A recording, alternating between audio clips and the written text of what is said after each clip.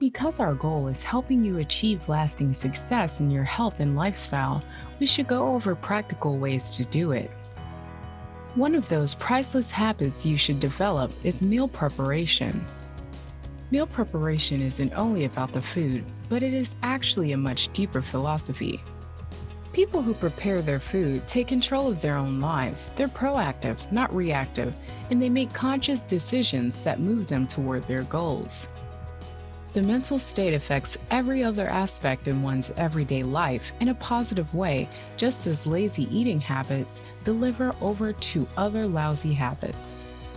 There are many practical benefits to preparing your food. One, you'll be thinking ahead, planning and calculating your future eating. That keeps staying on track much easier. Two, the more proactive you are in your nutrition, the less unpleasant situations you find yourself in where you can binge or eat food that you otherwise wouldn't eat. Three, it saves you time and money. If meal prepping is a new thing for you, then there is no need to go all out and plan every little thing ahead. Start with 1 or 2 meals a day. You don't even have to necessarily prepare your meals, but know ahead of time where and what you will be eating and what macronutrient composition it has. The first thing that goes into the preparation of meals is, of course, the food itself. The newer this is to you, the simpler you should keep it. For example, instead of making a complex meal, you might want to add 2 chicken breasts, 1 boiled egg, a handful of nuts, a cup of cooked rice, and some salad into the meal box. It's very easy to prepare and calculate the macros. Once you get more efficient in meal preparation, you can prepare more complex meals. For most of your bigger meals, you should think in macro categories, meaning for every meal, you should have a good protein source, a good carbohydrate source, and a good fat source. Of course, sometimes they overlap. Salmon, for example, is a good fat and protein source that just needs a quality carbohydrate source to go with it. In addition, you should have a vegetable source for most meals if they aren't already in the carb category.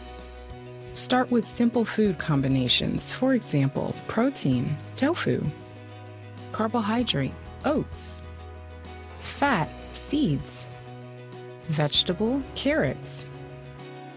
Preparing snacks can be easier since they don't require all 4 food groups.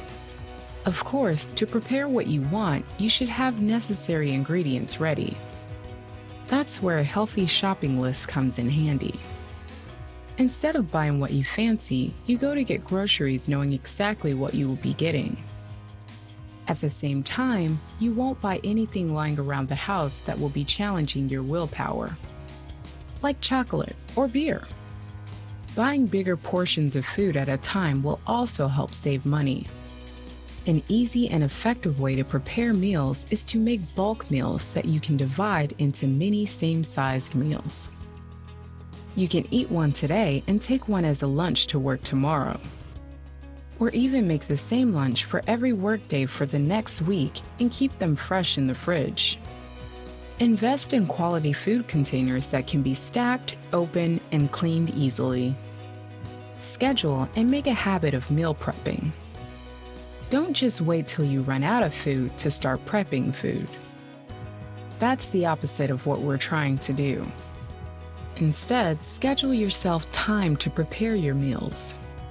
You can do your week's grocery shopping on Sunday and make all the biggest meals on Sunday evening, or you can take 20 minutes every day after work to prepare the next day's meals.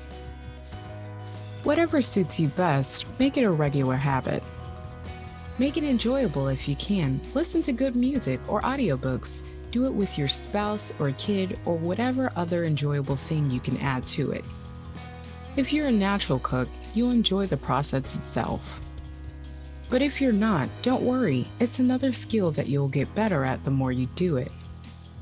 It becomes much easier and enjoyable with time.